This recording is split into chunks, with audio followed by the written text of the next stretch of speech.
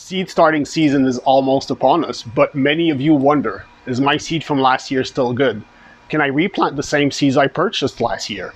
In today's video, I'll show you guys techniques that will help you determine whether your seed stock is still good or not, and whether you need to go purchase fresh seeds in order to be confident that you'll have a great garden. Let's go. So what exactly goes into the germination rate of a seed?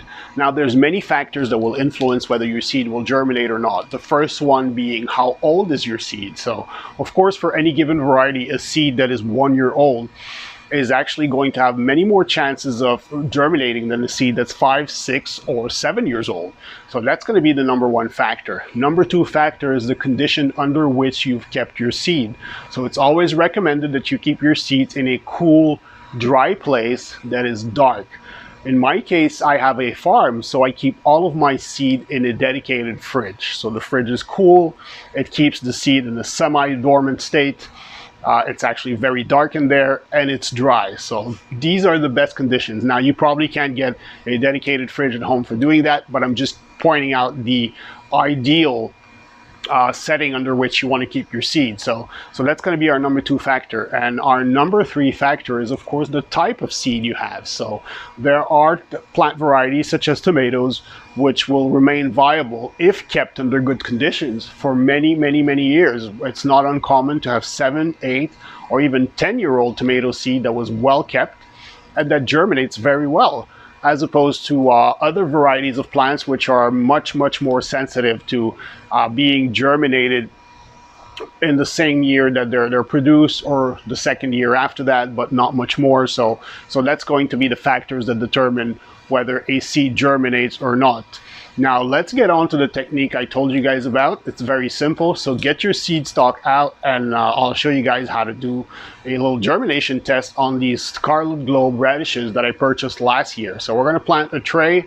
I'll show you guys how to exactly do it and how to determine whether your seeds are good for this year's garden or not, so that you can go ahead and be confident in your abilities.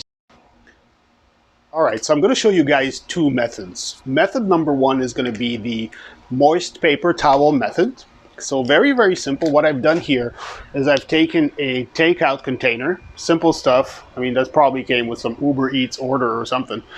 And then that's it. So we've saved that, we washed it, it's made out of plastic. And we have a moist paper towel here in the middle. So what I'm going to do is I'm actually going to take a little bit of my seed here, sample size.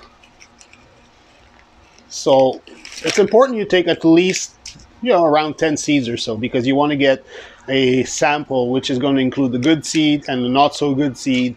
Obviously, the larger your sample size and the more representative that germination rate that you end up with is going to be versus the entire batch. But 10 seeds gives you a rough idea. In my case, it allows me to basically make the determination of I'm going to throw this seed out or I'm going to plant it. So we have quite a bit more than we're going to plant, but yeah, so this is radish seed Scarlet Globe from last year. And very simple. The only thing you really have to do is take some seeds and put them on the paper towels. So in this case, it's really important that you count how many seeds you put in, because you need to calculate a percentage. So if you don't know how many seeds you started with, in this case, it's very easy. The white paper towel against the dark seeds. So they're very obvious to see, but you'll see that with the other method I'll show you, which is my preferred method, you need to really count them because you're using soil, and seeds against a soil background, it's impossible to count them. So we have 5 here, so 6, 7, 8, 9, and that's going to be 10 seeds. And now the only thing you really have left to do is fold this seed over this seed, make sure the surface is moist. And then you're going to take your lid. If you don't have a lid, you can just take some cling film and you're just going to basically cover it. And that's it. Covering it like this will maintain moisture, which is needed for germination. So that's going to avoid you having to, spray it with a spray bottle or water it or whatever else. So we're not trying to grow these seeds. We really are just trying to figure out the germination rate on those. So it should take about 2 or 3 days for radishes. That's going to vary depending on the kind of plant you're growing. But yeah, so that's going to give you a good indication of whether the seed you're working with is worth preserving or whether you should throw it out.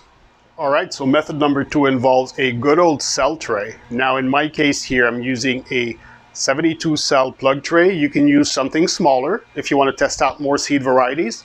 Now remember, we're not trying to grow the plant, we're simply testing germination. So you could even put zucchini seeds in there if you wanted to test them out, it will work. Using a smaller cell size will work with all seeds as well. So we're really just trying to get a good idea of germination rate at that point. I fill the tray with soil that is moist. The reason why you want moist soil in there already from the beginning is that this way you don't have to water it and make a mess because you might not have a grow room like I do. So moist soil goes in there, then the seeds go in there, then cling film on. And that's going to allow you to retain moisture in there long enough for your seeds to germinate, whether they're radishes that take 48 hours to germinate, or they are peppers and tomatoes, which will take close to 2 weeks. All right, so this is a seed tray I actually planted 3 days back. As you can see, most of the plants have come out. I did plant 2 seeds per cell, and most of the cells actually have 2 seeds coming out, so that's good. So we're able to determine by that we do want to keep these seeds and we do want to replant them this year. So that's pretty much it. I mean, it's that simple. Just grab some seeds, grab your little plastic container or a tray like this, and keep it moist for 2 or 3 days in the case of radishes, a little longer for the rest. I mean, tomatoes and peppers, it's normal that it's going to take 7-10 days, depending how warm it is where you keep them, where you keep your containers or your trays as well. So, but that's it. So I'm going to keep the seed here. We're going to replant it, and you'll be able to make your determination just like I did by following these techniques here. I hope you guys enjoyed the video. If you did, don't forget to subscribe and hit the like button, and I'll see you next time.